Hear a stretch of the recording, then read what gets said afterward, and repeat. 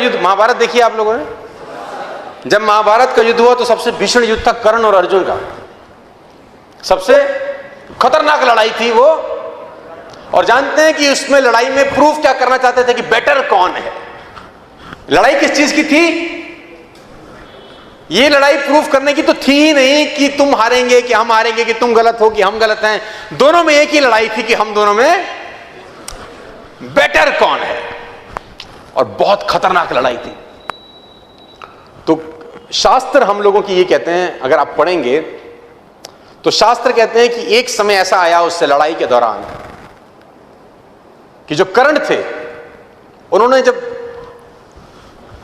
तीर चलाया, जिसको बोलते हैं एरो, और वो तीर जब अर्जुन के पहिए में जाके लगा तो शास्त्र ये बोलते हैं कि अर्जुन का जो रथ था जिसपे भगवान कृष्ण खुद विराजमान थे, उनका रथ 3 कदम पीछे खिसक गया। इतनी शक्ति के साथ उसने बाण मारा।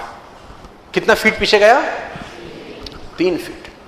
अब बारी अर्जुन की थी, उसको उसका आंसर।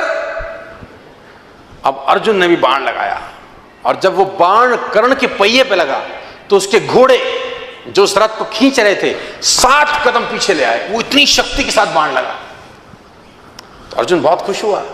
अर्जुन ने बोला भगवान को, हैंस प्रूव्ड, हैंस प्रूव्ड कि कौन शक्तिशाली है। कि जब उसने चलाया तो 3 स्टेप्स, अब जब मैंने चलाया तो।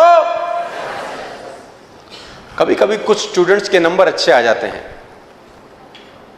तो ईगो भी आ जाती है।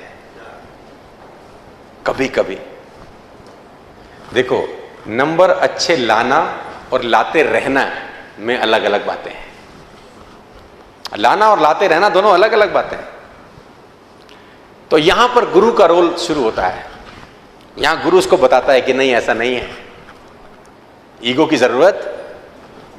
उसने बोला देख मैंने तो मारा ना, देखो मारा तो 7 कदम, उसने मारा तो 3 कदम, तो प्रूफ हो गया, हेंस प्रूफ, थ्योरम सॉल्व।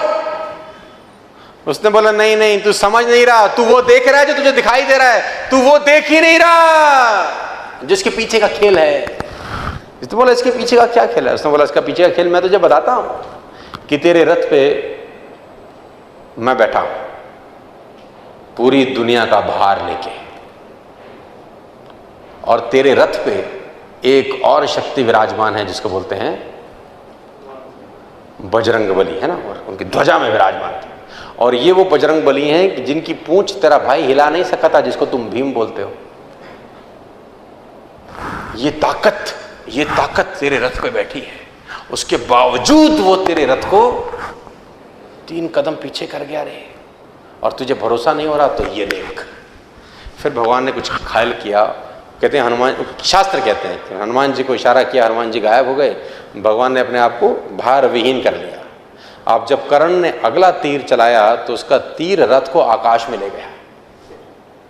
तो भगवान ने बोला इसीलिए गुरु की जरूरत रहती है कि चेला उड़े नहीं फालतू फंड में।